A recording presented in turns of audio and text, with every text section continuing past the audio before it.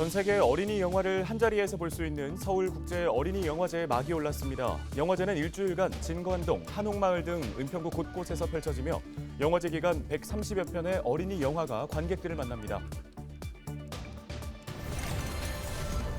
양천구 신정동의 한 고등학교 기숙사에서 화재가 발생했습니다. 학생과 교직원 등 70여 명이 대피하는 소동이 있었습니다.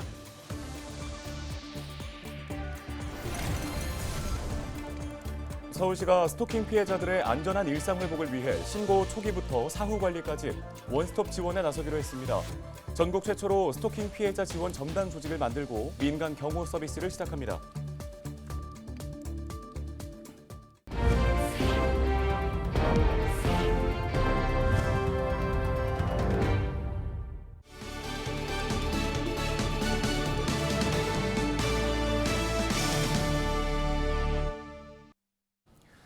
여러분 안녕하십니까? 헬로티비 뉴스입니다. 전 세계 어린이 영화를 한자리에서 볼 수 있는 서울국제 어린이 영화제가 개막했습니다. 그동안 구로구에서 진행되던 축제를 올해부터는 은평구에서 만날 수 있게 됐습니다. 네, 다양한 볼거리와 즐길거리가 마련돼 있는데요. 개막식 현장에 김신혜 기자가 다녀왔습니다. 태어나자마자 엄마를 잃은 6살 클레오. 사랑하는 보모가 고향으로 떠나게 되자 마지막 여름 휴가를 함께 보내기로 합니다. 서울국제어린이영화제 개막작, 프랑스 영화 아마 글로리아입니다. 제11회 서울국제어린이영화제 막이 올랐습니다. 서울국제어린이영화제는 어린이를 주제로 한 전 세계 영화를 한자리에서 볼 수 있는 국제 행사입니다. 서울국제어린이영화제는 전 세계 어린이들의 꿈과 희망을 심어주는 그런 영화제로 되어 있습니다. 아시아의 대표적인 영화제로서 어린이들의 상상력을 키워주고 또 대한민국을 대표하는 영화제로 발돋움하고 있습니다. 올해 영화제에서는 영화 130여 편이 상영됩니다. 지난해와 올해 가장 주목을 받은 국내외 작품 11편과 올해 새롭게 신설된 애니메이션 경쟁작, 어린이의 시선으로 직접 연출한 작품 등 다양합니다. 2개의 특별전도 선보입니다. 11회 서울국제 어린이영화제는 선생님 특별전 쌤과 함께해서 다중다기한 선생님이 등장하는 4편의 영화를 선보입니다. 어린이 배우 특별전 문스나에서는 재능과 아우라를 겸비한 문순아 배우의 진면목을 느낄 수 있는 2편의 장편과 2편의 단편을 준비했습니다. 어린이 영화제에서만 만날 수 있는 도담도담 극장에서는 미취학 어린이와 초등학생을 위한 영화가 상영되고 관객과의 대화, 노래를 함께 부르며 감상하는 싱어롱 등 이벤트도 마련돼 다채롭게 즐길 수 있습니다. 재밌을 것 같아요. 제가 어린이니까 어린이 영화라서 공감되는 게 많을 것 같아요. 영화제 기간 은평 곳곳이 축제의 장이 될 전망입니다.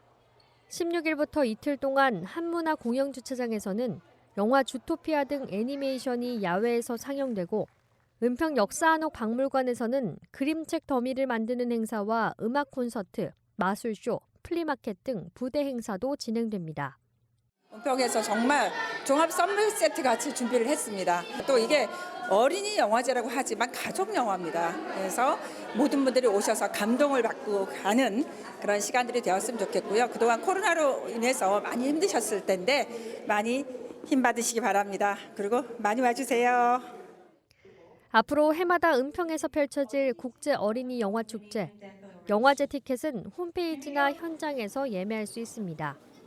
올해 영화제는 오는 20일 서울혁신파크에서 한복 패션쇼와 오케스트라 공연, 시상식 등을 끝으로 모두 마무리될 예정입니다.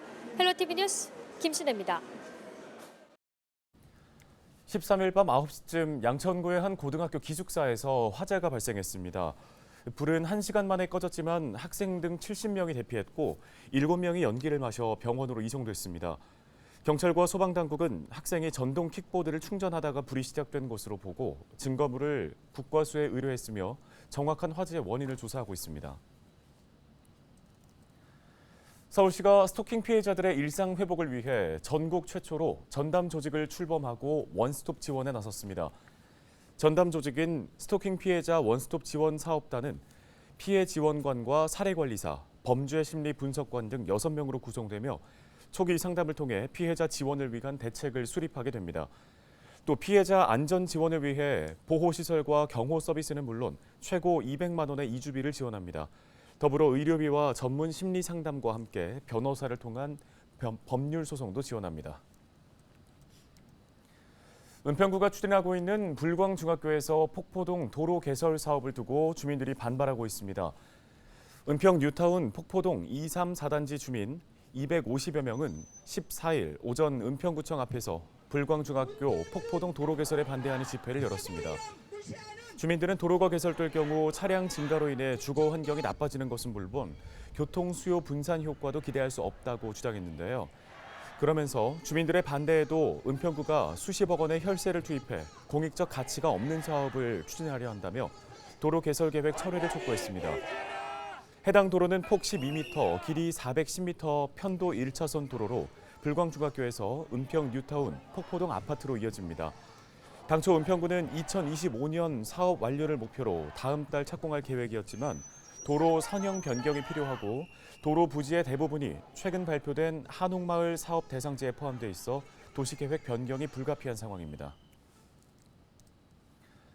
양천구 목동의 일부 주민들이 14일 서울시청 앞에서 양천 소각장 폐쇄를 요구하는 집회를 열었습니다.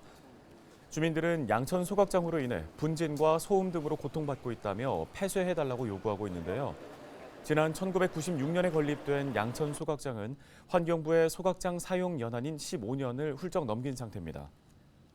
소각장이 들어와 있을 때는 아파트가 없었어요. 근데 그 이후에 이제 들어오면서 소각장하고 담벼락이 닿는 상태가 됐죠. 그래서 그렇게 한 30년 지나왔으니까 다른 데에다 좀 지어라.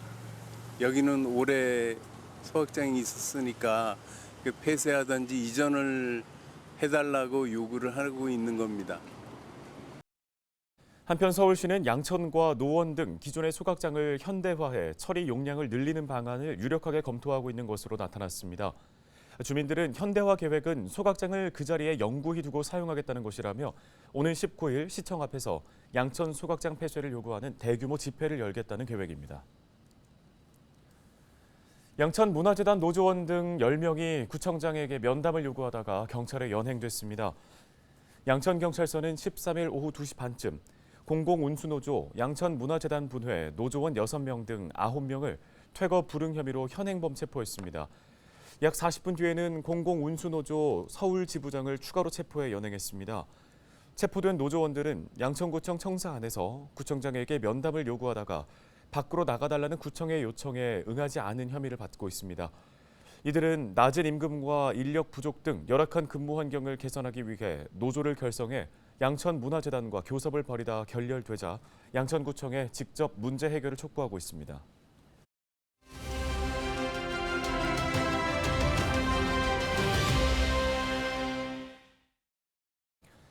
헬로티비 뉴스에서는 우리 동네 의원과 함께 지역의 현안과 민원을 살펴보는 시간 마련하고 있습니다. 네, 오늘은 구산동과 대조동으로 가보겠습니다. 기노만 의원을 손성혜 기자가 만나고 왔습니다. 우리 지역 구석구석 다양한 이슈를 구의원을 통해 직접 들어보고 있습니다. 오늘은 구산동과 대조동을 지역구로 둔 기노만 의원을 만나봅니다.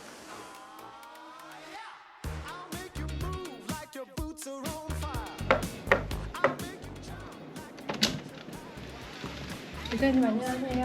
아이고 안녕하십니까 기자님. 안녕하세요. 예, 잘 계셨어요. 네. 반갑습니다. 네.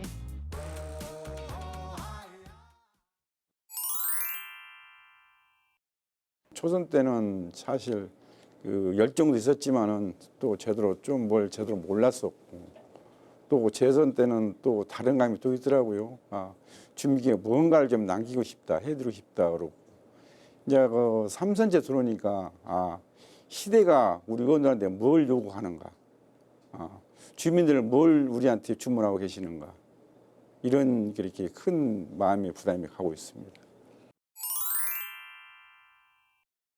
구산동 같으면 봉산 무장의 숲길이라든가 또 아이들 등하굣길에 통학로에 그 교차로 알림이라든가 이런 기타 등등 또한 그 어린이 놀이터에 아이들 물놀이지 수영장이라든가 이런 기타 등등 또 어르신들 경로당에 이런 개선 사업이라든가 이런 것이 많이 하고 있습니다.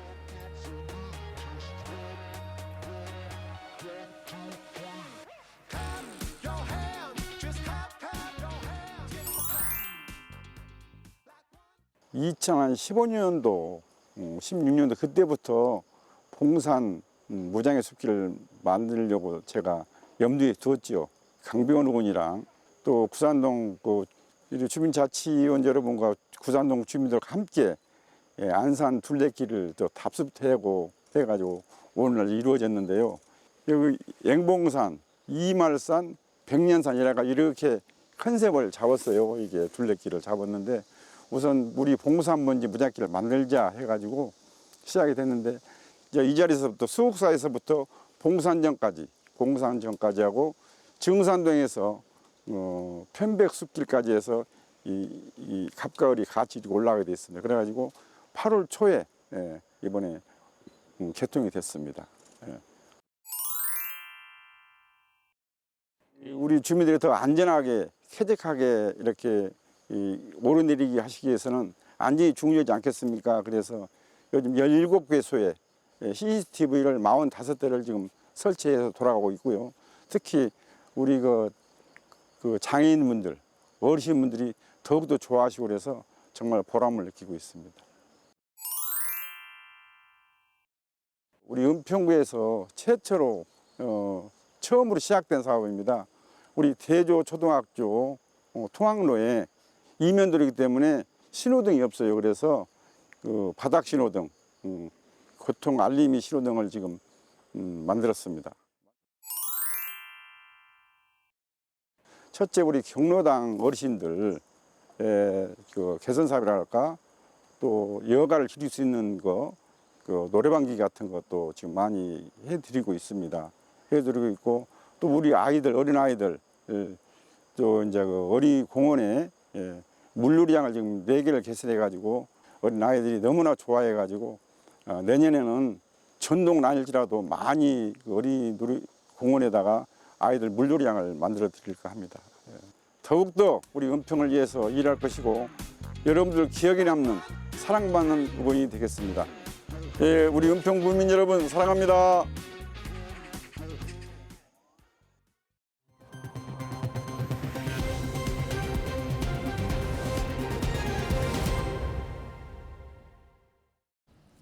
다음 소식입니다. 서울시에서는 세대원의 수가 적을수록 1인당 하루 수돗물 사용량이 많은 것으로 나타났습니다.